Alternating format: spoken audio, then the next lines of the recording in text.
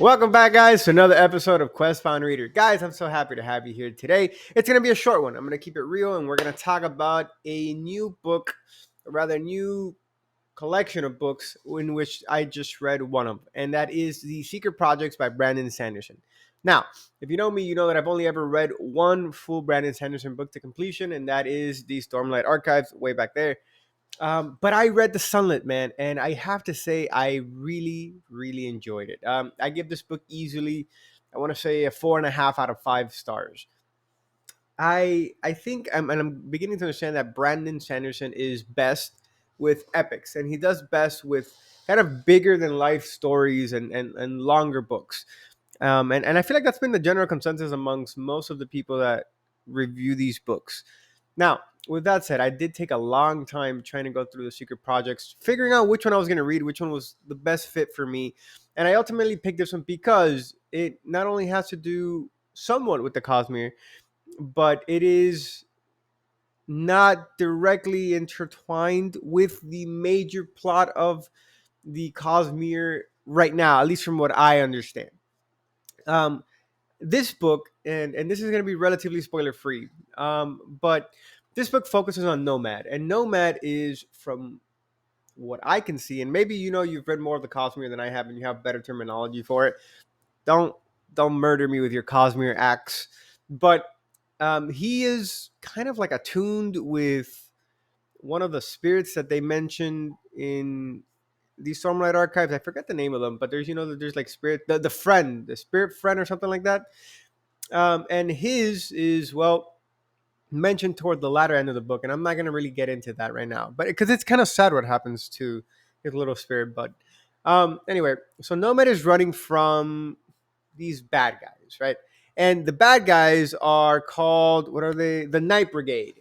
That's what they're called, which is a really cool name for bad guys. I've never heard of something so unique. They usually have like really like terrible names or something like that, but the Night Brigade sounds kind of cool and sounds like something that it's like a huge organization or something like that. Which in terms, I guess it is.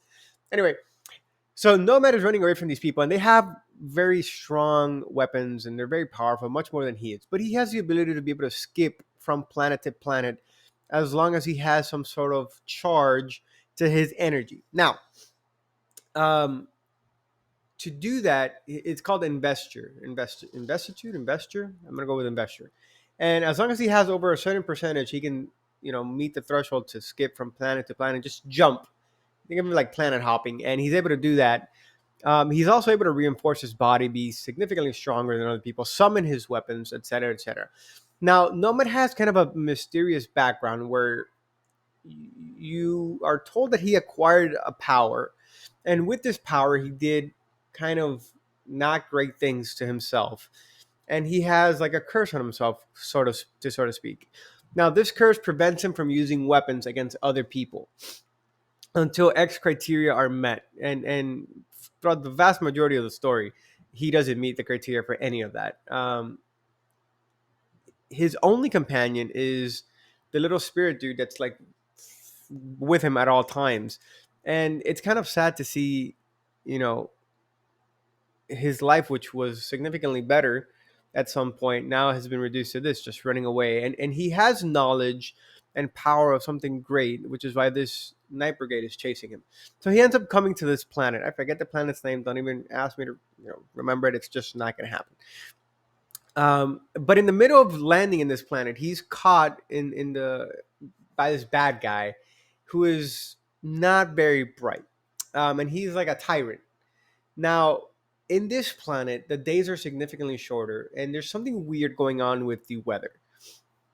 The sunlight kills, eradicates, incinerates people, and destroys their body.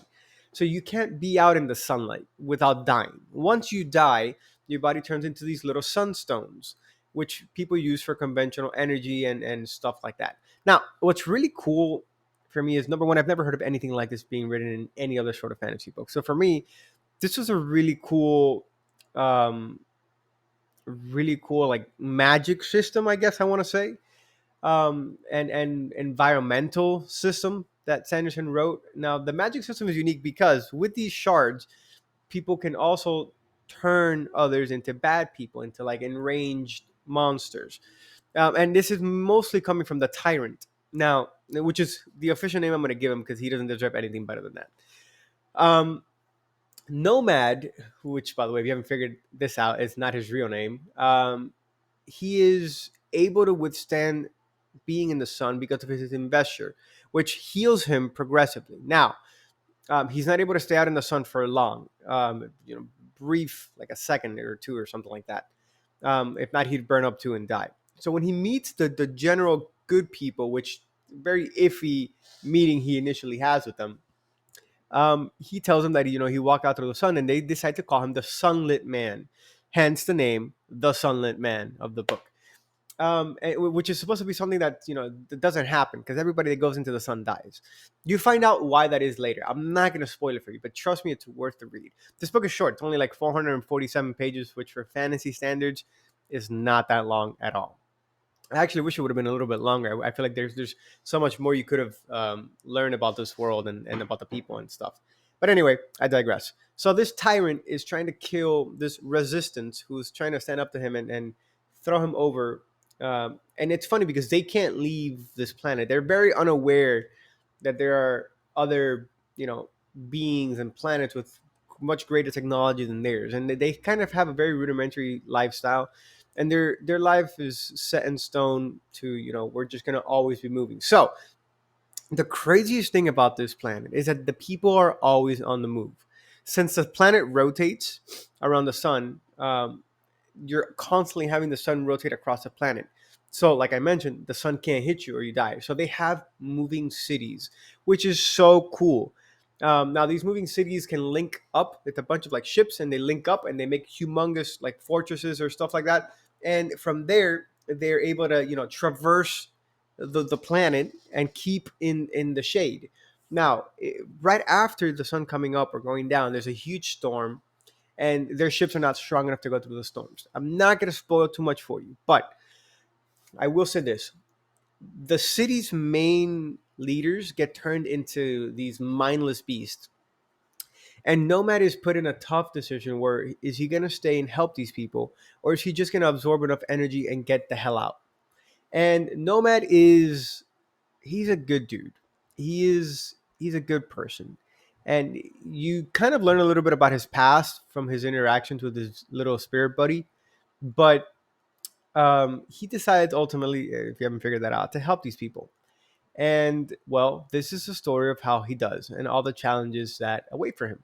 Now, like I said, I give this an easy 4.5 out of 5. I recommend you guys give this a shot. If you haven't read all the secret projects, no hurry. I haven't read them either, and they've been out for a year. So take your time, pace yourself, right? Don't rush into something just because everybody else is doing it. Don't jump on the hype train, is what I'm trying to say. A lot of people do that, and then they end up being sad that they missed something else out, or yada, yada, yada, yada. Who knows?